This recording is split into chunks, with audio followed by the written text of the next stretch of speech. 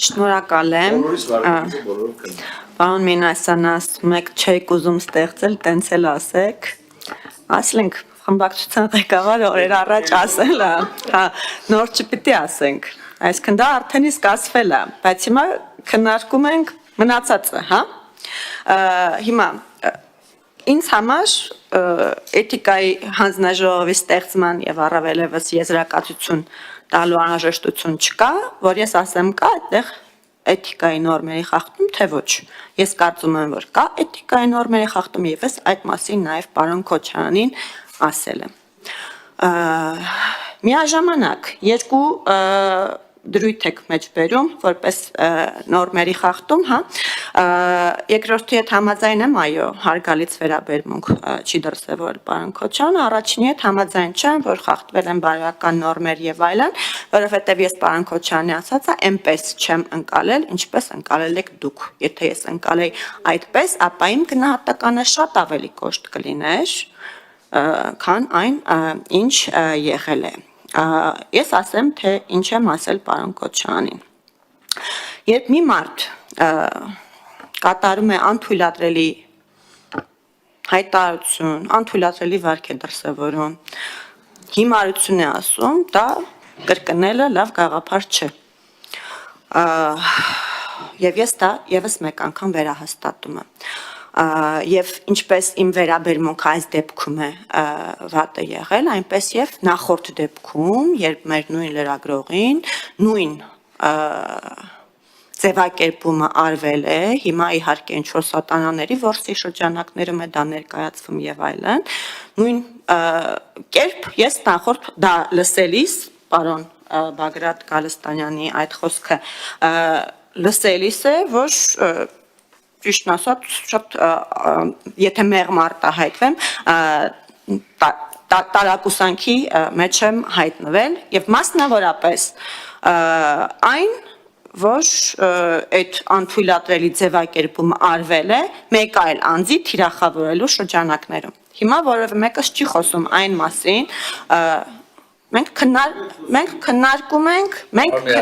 ենք կոնկրետ վարքագիծ, մենք քննարկում ենք կոնկրետ վարքագիծ եւ ես այդ վարքագծի վերաբերյալ պարոն Մինասյան իմ դիրքորոշումը հայտնում եմ, այդ վարքագիծը ինձ համար անընդունելի է, անկախ նրանից, թե այդ վարքագիծը ում կողմից է դրսևորվել, անկախ նրանից դա եղել է իմ գործընկերը, թե մեկ այլ անձ, որը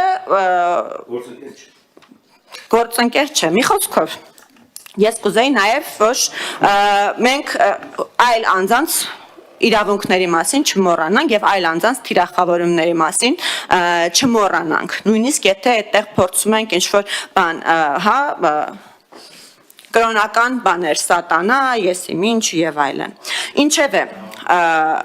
էթիկայի ժամանակավոր հանձնաժողով ստեղծելու մասին, բազմիցս են եղել այն դեպքերը, երբ պատգամավոր,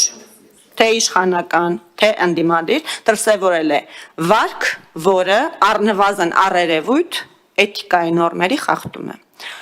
Եվ որևէ դեպքով մենք չենք ստեղծել, եւ հիմա այստեղ կամ արդարացնելու կամ մեղադրելու բանով չեմ ասում, չենք ստեղծել, ինչու չենք ստեղծել, որովհետեւ համարել ենք, որ երբ յուրաքանչյուր հարցով ազգային ժողովը անում է քննարկում ստեղծել ժամանակավոր հանձնաժողով, թե ոչ, արդեն իսկ դա կարելի ասել կնիք է դնում այն հանգամանքի վրա, որ այդ խախտումը տեղի ունեցել եւ համարել ենք, որ դա հարցի ավելորդ եւ բոլորովին անտեղին քաղաքականացում է եւ քանի որ առ այսօր չի ստեղծվել դա, այս անգամ էլ կարծում եմ, որ մեջների կյաժը պարոն Քոչարյանը չէր, որ կրկնելով, որ անթույլատրելի վարքագիծ է թույլ տվել իմ խորին համոզմամբ։ Այսքանը ես հույս ունեմ, որ այս քննարկումը, որ ինձ մոտ տպավորություն է ստեղծում եւ նաեւ նախորդիվ ունեցած պարոն Մինասյան, ձեզ հետ մեր քննարկումները ինձ մոտ տպավորություն են ստեղծել, որ կա այդ ընկալումը, որ ազգային ժողովին պետք է հանձնաժողով էթիկայի եւ այն հույսը, որ այդ էթիկայի հանձնաժողովը մշտական հիմունքներով կգործի, կարելի է ասել падգամավորին, որ առանձնապես այս պահին իրան զսպված չի զգում, զսպաշապիկ վատ բան եմ չի ասում, մի հատ ինձ ընդհատեք, զսպաշապիկ կհագցնի։ Բայց վիրավորանք չի պարունակում, կարող եք օգտագործեք։ Մշտական շարժիչը, լավ, ժամանակավոր, որովհետև օրենսդրությունը այդպես է պահանջում, բայց իրավական առումով ժամանակավոր, բնույթով մշտական հանձնաժողով, եւ դա զսպող ի սկզբանե զսպող ազդեցություն կունենա յուրաքանչյուր падգամավորի համար, եւ նաեւ ասեմ, որ մայիսի վերջում մենք ունենալու ենք հերթական քննարկում այդ փաթեթների, հրավերը բոլորիդ կուղարկվի, եւ այդ քննարկման շրջանակներում նաեւ այդ ձեր ասած փորձարկումը տեղի ունենա, որովհետեւ նաեւ ԵԱՀԿ մեզ համար պատրաստում է նաեւ սիմուլյացիոն խաղ, այսպես ասած, որի ժամանակ մենք նաեւ հնարավորություն կունենանք գործող ես առաջարկել եմ մտցնել падգամավորի հենց կարող ենք անուննել, մենք այնտեղ նաև հնարավորություն կունենանք արդեն նոր գրված կարգավորումները փորձարկել, հասկանալ ինչպես է աշխատում եւ ես շատ մեծ հույս եմ հայտնում, որ դուք հարգելի գործընկերներ, մեզ հետ արդեն միասնաբար համաձայնեցված նախագծերը կհամահեղինակեք եւ ազգային ժողովը միասնաբար քաղաքական կամք կդրսևորի էթիկայի հանձնաժողով ստեղծելու։ Այսքանը շնորհակալ եմ։ Շնորհակալություն այլ ելույթներ։ Եզապակ չէ, սպասեք։ Գիտեք, այդ էթիկայի հանձնաժողով մեջ տալնելու, այնքան դժվար է լինելու արգելի գործընկերներ։ Նախ ես պետք է անկեղծ ասեմ, էլի, ես բավական երկար մտածել եմ հանձնաժողովի ձևավորման հետ կապված, մշտական հանձնաժողովի ձևավորմանը բոլորս կողմ ենք եւ իմ կարծիքով ունեցել ենք, եթե բան չփոխվի, էլի մեր ընդդիմադիր գործընկերների մոտ, մենք ձեռք ենք բերել։ Այդ պահանջը մենք ենք առաջադրել, հիմա եկել եք ասում եք բան փոխվի ձեր մոտ թող չփոխվի։ Արձանագրում ենք, պարոն Մինասյան, արձանագրում ենք, որ էթիկայի հանձնաժողովի մշտական գործող էթիկայի հանձնաժողովի շրջանակներում մեր ունեցած քննարկումներ եւ ձեռք բերված համաձայնությունները ընդունելի են շարունակում մնալ բոլորիս համար եւ մենք այդ ճանապարհով շարունակելու ենք եւ մինչեւ այս նստաշրջանի ավարտը առնվազն առաջին ընթերցմամբ ընդունված ունենալու ենք էթիկայի մշտապես գործող էթիկայի հանձնաժողովի վերաբերյալ նախագիծ։ Հիմա այս հանձնաժողովի ձևավորմանը ես անկեղծ պետք է ասեմ, սա իմ անձնական կարծիքն ասեմ, ես ոչ ոքի չեմ պաշտպանում, ես չեմ համարում նպատակահարմար այս հանձնաժողովի ձևավորումը, որովհետև ինքը լինելու է մեծամասնության հանձնաժողով, կներեք էլ անկեղծ լինենք, ինքը լինելու է մեծամասնության հանձնաժողով։ Եվ 2-3 եւ միշտ այս վիճակում, երբ որ դու ունենում ես մեծամասնության հանձնաժողով, ընդդիմությունն է բողոքելու եւ հակառակը։ Մեզ պետք է պարիտետային գործող հանձնաժողով։ Մեզ պետք են շատ հստակ կանոնակարգումներ, թե ինչպես պետք է վարվի։ Կներեք, մի բան պետք է ասեմ, էթիկայի հանձնաժողովի անդամներն էլ պետք է այնպեսի բարձր էթիկական որակներ ունենան։ Սա մասն էլ է եկեք խոսանք։ Եվ ունենան հմտություններ այդ թվում իրավական գնահատելու ինչը տեղ ունենալ, անաչառություն պետք է ունենան որոշակիորեն, վեր պետք է գտնվեն ներկուսակցական, միջկուսակցական այս քննարկումներից։ Դրա համար մենք չենք ուզում ինչ-որ փորձարկումներ անել։ Ձեր իրավունքն է, պարոն Մինասյան, սա հրապարակային քննարկել ազգային ժողովի դահլիճում։ Մենք կարող ենք ընդհանրապես պայմանավորենք, ոչ մեկ ձեն չանենք, քվեարկենք եւ գնանք, չէ՞, մենք ուզեցանք, որ քննարկումը ծավալվի։ Այս քննարկումը կարեւոր է։ Քննարկումը կարեւոր է մեր համար, քննարկումը կարեւոր է մեր ընդդիմադիր գործընկերների համար։ Քննարկումը կարեւոր է մեր լրագրողների համար։ Տիկին Թոմասյան, ասում եք Վլադիմիր Վարդանյանը պասիվ է, հարցազրույցներ չի տալիս։ Կներեք, 1000 ելույթ եմ ունեցել։ Բայց օրինակ գիտեք ինչն է շատ տարածվում, օրինակ ես ավելի շատ կտարածի, որ ես նկարել եմ նիստի ժամին, քան են ես թե ինչ եմ ասել։ Կներեք, էլի, կներեք, ես շարունակեմ, ինչու իմ մոտ չի ստացվում, ինչի իմ մոտ չի ստացվում հարցազրույցներ լրատվամիջոցների հետ, որովհետև լրագրողներից ամենաշատ հնչած բառը գիտեք որն է։ Այդուհանդերձ։ Դու պատասխանում ես հարցին։ Եվ լսում ես, այդուհանդերձ։ Պատասխանում ես։ Այդուհանդերձ, եւ սա որևիցե լավ ճանապարհ չի, բայց հարգելի գործընկերներ, ես չեմ ուզում, որ մենք մենք սահմանափակ ենք ոչ մեր լրագրողների գործունեությունը, ոչ էլ խոչընդոտենք падգամավորի գործունեությունը։ Տիկին Թովմասյան,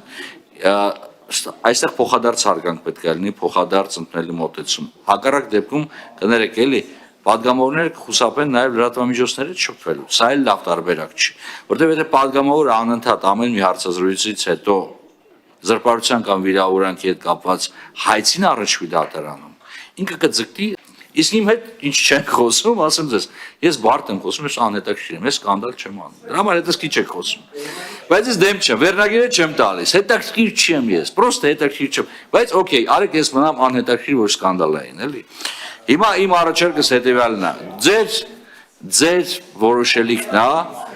ես իրավական մոտեցում պետք է դրսևորեմ այս հարցի նկատմամբ, Ժորժ ջան, սա ինկվիզիցիոն հանձնաժողով կարա դառնա բոլոր պարագաներում, որովհետև այո մեծամասնության անդամների արկայությամբ էթիկայի հանձնաժողովը միշտ լինելու է ինկվիզիցիոն եւ միշտ լինելու է ինկվիզիցիոն հանդիմության նկատմամբ, որովհետև եթե մենք չունենանք կոնսենսուսային մոտեցում հանձնաժողովների ձևավորման հարցում եւ դրանց գործունեության հարցում, սա նաեւ ԵԱԿ-ԺՄԻԳ-ի մոտեցումն է։ Մենք երբեք չենք ունենալու մոտեցում։ Ես չեմ ուզում անդրադառնալ պարոն Քոչարյանի արարքին, դա պարոն Քոչարյանի արարքն է, բայց ես լրագրողներից որևէ խնդիր չեմ տեսնում, ինչ ջան, ներողություն խնդրեմ, եթե ինչ որտեղ, ինչ որ մի հարցում, ինչ որ առումով արտահայտություն ենք օգտագործել, որը վայել չի եղել падգամավորին։ Ես դրա մեջ խնդիր չեմ տեսնում։ Ես նույնիսկ ավելին դրա մեջ ներողություն խնդրելու մեջ քրիստոնեական մեծ առաքինություն եմ տեսնում։ Եվ ես հայցում եմ բոլորիդ ներողամտությունը, հատկապես հետ Զատիկյան այս ժամանակահատվածում, եթե ինչ որ մի առումով բանում է, բայց ժողովուրդը բողոքում ասում է պահքից դուրս են եկել։ Տեսեք խորհրդարանում ինչ է կատարվում։ Խորհրդարանական պահքը եկեք պահպանենք, էլի։ Ես նպատակարար չեմ տեսնում այս հանձնաժողովի ձևավորումը եւ մտավախություն ունեմ Տիկին Թովմասյան, շատ բաց տեքստով ձեզ կասեմ, որ եթե մենք այս քննարկումը շարունակենք, սա խոչընդոտել է մեր կողմից մշտապես գործողությունների հանձնաժողովի ձևավորումը։ Դուք կարող եք բոլոր մեր նիստերը նայեք եւ տեսնեք, թե ես որ հարցերով եմ արտահայտում հանձնաժողովի նախագահի դիրքորոշումը, բայց այս հարցով ստիպված եմ արտահայտել, որովհետեւ մեր համար շատ ավելի կարեւոր է եւ շատ կուզենամ որ շատ ակտիվ մասնակցեք մշտապես գործող էթիկայի հանձնաժողովի ձևավորումը, որտեղ կարող են քննարկել ցանկացած հարցեր։ Իսկ ինչ վերաբերում է կոնկրետ падգամավորի վարքագծին, կներեք, եթե падգամավորի